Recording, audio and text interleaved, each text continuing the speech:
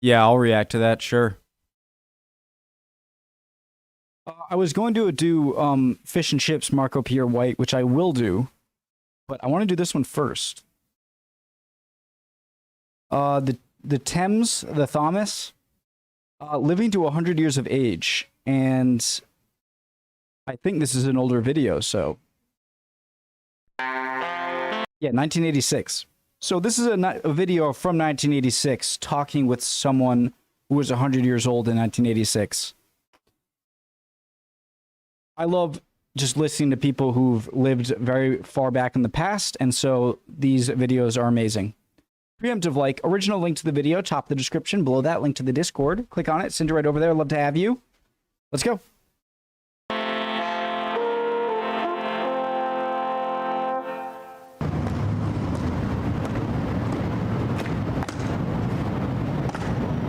One of the rewards of reaching 100 is a message of congratulations from the Queen.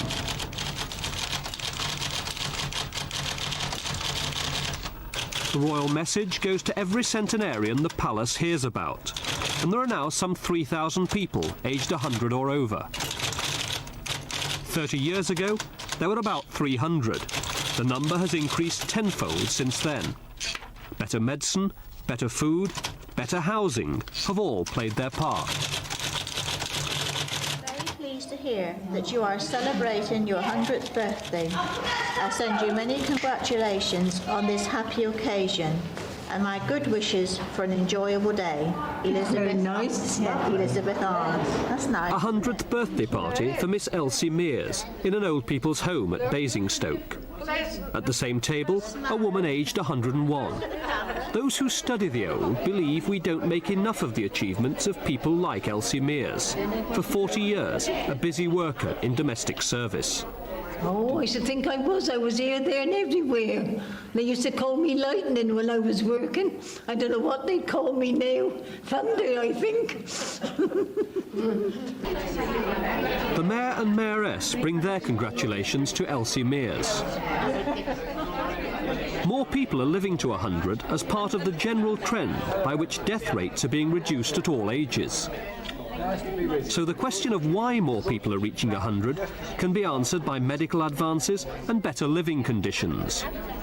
But the question of who, which of us will survive, is a mystery on which science has so far shed little light. The only way to answer that question is to take a group of centenarians and find out what they have in common. It's interesting because the average lifespan has clearly gone up, but how long people can live doesn't seem to have changed that much. I mean, people, yeah, I don't know, it's interesting. If, for example, it emerged that most 100-year-olds didn't drink, then it would suggest that teetotalers were more likely to reach 100 than drinkers. So that was one of the questions we put in this, the first ever national survey of centenarians. Good idea. We questioned 100 of them. That's a big sample, 1 in every 30. And we took the completed questionnaires to Michael Berry, a lecturer in medical sociology, for computer analysis. The first question was, why did the 100-year-olds themselves think they'd lived so long? The first one here, 14%, suggests that people emphasise no stress or not being made to worry. The second, however, rather contrary to that, is hard work. Some people obviously think that hard work is a protector and allows you to survive. On the other hand, having a good life, good diet is important, 9% and 7%. And at the end here I put that a few respondents were more fatalistic or thought that it was God's will that they should survive. Opinion was divided between absence of stress Interesting how diet is so far down. and hard work. What's the view of Britain's best-known centenarian, Lord Shinwell? Well, I think of all of the struggle that I've had in my life. I think if you get it easy, you soften very rapidly. Whereas if you get it hard, as I was a child, living amidst the squalor of the East End of London, and then going to Glasgow, even more squalor, unemployment, and then get into trouble politically, becoming a councillor in Glasgow, a member of Parliament for a Scottish constituency, and then having to fight Ramsay MacDonald, who was the leader of the party, refusing to join his government. The political struggle continued, and today he still goes to the House of Lords and still speaks regularly. But, as with other centenarians, the question about Lord Shinwell is why he survived when others died. According to the TVI survey, he fits one part of the pattern. Married men have more chance of reaching 100 than single men. Interesting. Lord Shinwell, all three of your wives have died. Do you feel lonely now? Well, lonely in what particular sense? You think, do I need a woman? Well, do you need a wife? I haven't the slightest. I don't know whether I ought to say this, but I really have no sex desire at all. Well, that's a bad thing. Perhaps I ought not to have said that. It rather shows a sense of decay. You never married, Miss Interesting Gray. now. I'm an unclaimed jewel. I could have been married. Uh-huh. Do you think that's why you lived to such a good old age that you didn't get married? Oh, no, no. They do say, you know, that women live longer if they don't marry. Oh, well, maybe so. 7 women survive to 100 for every 1 man. Mary Gray shows what full lives many of them lead. She still It's not like 4 to 6 or something like that. It's 7 to 1. makes regular visits to neighbours less fit than herself. Today, Why is that? Why do women live longer than men? And they seem to be a bit sharper usually. Not always. But I wonder what that is. Is it something to do with testosterone? Or she's calling on a 76-year-old widow. Oh, hello, Mary. Oh, that's lovely. Thank you very much. Now sit down there now. Yes. That was lovely of you to bring me flowers. Man, you're game at your age. And how are you doing, Mary? Well, it's no having a lot of money. No, never Not mind any- the money, no, Mary. You've no. got your health. Hey, yeah, And that's right. something better than money. That was nice, Mary. That was lovely. What would you say is the secret of living to a good age? Not having a lot of money, kind friends, and doing the right. Doing the right. What would you say are the most important things in your life? To be kind to each other. And I love to go out and visit folks. Well, you see, I've got my wings clipped for that. Next, the TVI survey. it's interesting how we perceive age as we get older. And also how we kind of see, you never notice how the older you get, the faster time seems to pass, and the younger you are, the slower. And it makes sense because the younger you are, the larger portion of your life, a year is a larger portion of your life. And so if you've only experienced 9 years and you're 9 years old, then a year is a ninth of your life. That seems like a very long time. Or, and when you're 50, a year is a 50th. And so, you get used to it, and it's a smaller portion of your life as you get older. I'm sure that contributes to the kind of time dilation you feel as you get older. But also how you view people of a certain age as you get older. It seems like a few years older or younger than you is much more significant, or insignificant as you get older, much more significant the younger you are. I'm 29 years old, and I've kind of lost a lot of the feeling of, he's this, whatever, I'm this age. Now it's just, if you're a smart person, you're a smart person, and people are different. But when you're growing up, a year difference, 2 years, 3 years, 4 years is big. And it's interesting how that it just, I don't know. It's fascinating. Survey asked about the social classes from which centenarians came. You can see here that 8% are professional, 23 managerial class, 17 non-manual, 15% skilled manual, and 70% manual. In the main, these are women with just 3 men who are in the manual category, but the weighting is towards the upper end of the social class spectrum. Catherine Griffiths was a nurse who didn't retire till she was in her 80s. In common with 11% of the centenarians in our survey, she's still well enough to live alone. Mrs. Griffiths goes out every day. Today she visits one of the schools where she's a governor.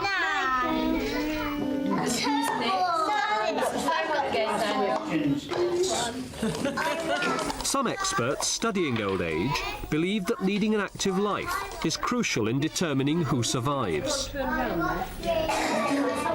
They are much, much more likely to exhibit what we call in our study a fully engaged life. This means that they're much more likely to have more interests, to belong to more organizations, to fill their days with more activities. If we were to compare, as we have done, the diaries, the daily diaries of those who have survived with those who haven't survived at 1980, then the survivors with this zest for life do have much fuller diaries. They have extensions into the future, as well as present involvements and so on. They're looking forward to things happening, they're planning. Why do you think you've lived to be 100? What's the secret? Well, I eat well and busy and use my brain for not to go fading, you know what I mean? It would fade if you wouldn't use it. Like a muscle? And talk to I like. And then by talking to people, you get information. What are the things that you would like to do? Do you have any ambitions of things that you like to do? I'd like to travel. 60 years I worked down the pit. And but remember, I could have gone on another 8 to 10 years, surely. And that's why I'm telling you that now. We had a bit of land around, you know, you can see not a bit of land, but I was cutting that with a scythe when I was 95. But you were 73 when you stopped working down the pit. And 73 when they checked me out from the colliery. What's the secret of living to 100 then? How do you manage to do it? Well, I've always been a teetotaler, you know, because our mother put us boys all, because father in the early days he was always thirsty and calling on the way home to break his thirst and things like that. Neglected, and we were poor through it too, remember? Alcohol consumption, I think, is a very interesting case. It shows perhaps a slightly more mixed picture than you would expect. I don't know. Let's have a look at the results. A fair proportion are alcohol-free or teetotal, 39% of the sample, which I think is quite high in some respects, although given the age group and the sex that we're talking about here, I'm not entirely surprised. Teetotaler. Quite an interesting group here, 44% drink a little or have drunk a little during their lives, and only a very small group are drink more than just a little. So I think you can say that either a little or teetotaling is associated with longer life. We also considered the effect that smoking had in determining who survived.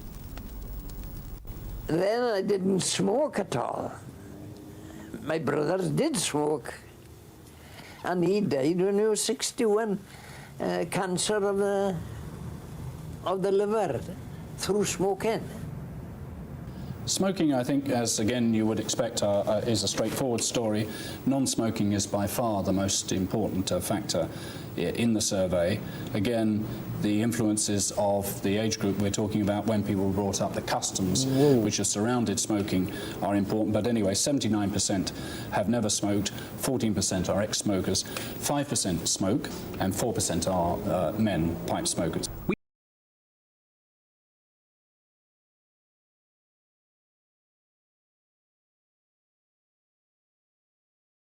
So, with smoking being so much more popular in the past, you'd think it'd go way up. I mean, a big difference I notice in Europe is that a lot of more people in Europe smoke, but a lot of more people in the US are overweight. And so I'd almost imagine those would kind of cancel out. I have no idea, but yeah, interesting. We found a centenarian who was an exception to the rule. Did you smoke or drink? Oh, I smoked all my life mostly, till 2 years ago when I stopped it then. He didn't agree with me. Book your old tobacco. It was 4p halfpenny an ounce when I was young. So you gave up smoking when you were 98? What? You gave up smoking when you were 98? Yes, and... What about drinking? Did you drink at all? Oh, I never refused it, but I would never go drunk or anything like that, no. I never refused. He said that he would never abuse it, but... But I would never go drunk or anything like that, no. I never refused a dram, but I never go drunk. The final question in the TVI survey... A dram, but never go drunk or anything like that, no. I never refused a dram, but I never go drunk. So he didn't abuse it, he never got drunk, but he did drink sometimes. The final question in the TVI survey dealt with heredity. Does old age run in the family? Tell me about your mother and father, Mr. Evans. Were they old when they died? My father died when he was over 80. And my mother, and that was in 26. He died on St. David's Day. I don't know whether you know about St. David's, because you were Londoners, you don't know much about Wales, Paul. And my mother then died in 1923 when she was 76-year-old.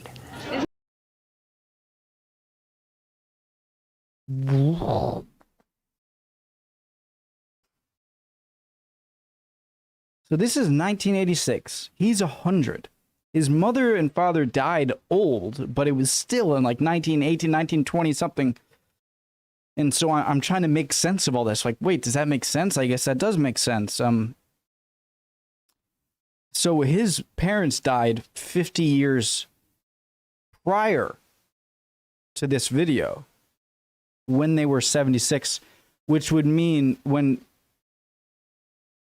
which would make sense because that would mean his parents were late 20s when they had him, right? Isn't it a lovely cake? The TVI survey showed that both the fathers and mothers of the centenarians we interviewed lived 30% longer than the average for their generation. It suggests that those with old parents today have a better chance of living to 100 tomorrow. If someone was asking for advice on what they should do if they wanted to live to be 100, what would you say to them? Just to do right for our Heavenly Father, to do the right thing, never deceive anybody. No. Oh, no. And that's the secret of having a long life? That's the secret, yes, yes. And God is with me all the time. So how much longer would you like to live? I'm not religious, I'm screwed. Well, as it please the Creator, I suppose. It is at His leisure I am now. And as the old saying goes, in the hour that He would, and the hour ní the chon, a tibiuch daw ma bedien. In the hour that you don't expect, the Son of God will call upon. When sometimes at night, 2 o'clock in the morning, I feel terrible. I feel, oh my God, now it's come now at last, I say to myself. I really say that. Oh my God, I know what, if I go to sleep now, I won't wake up. And then I shake myself up. No, I won't have it. I simply won't have it. Who's going to look after things when I go, I used to say. I could finish tomorrow, who can say? I'm not afraid of it, that's the one thing I can say. I'm not afraid of it. I don't know what it would be like. I would like to know what it would be like. I'd like to see what's on the other side of the hill. So, fascinating video. Of course, a lot of it has to do with luck, right? Which no one can attest to. No one's gonna know it was luck and write that down on the survey. It's hard. It's hard to measure that. And then clearly none of them said, oh, because I had older parents. And so they had to pick from the other stuff. Did you eat well? Did you smoke? Did you drink? But a lot of them saying, religious reasons or being nice, which surely, if you're not a nice person and screwing people over, you might have a target on your head, maybe. But other than that, I can't see how that would really affect your age. But who knows? I do remember I met my great grandmother, who somehow I always remember she was born in 1908. And she died I think in the early 2000s. She might have been, she was definitely above 94.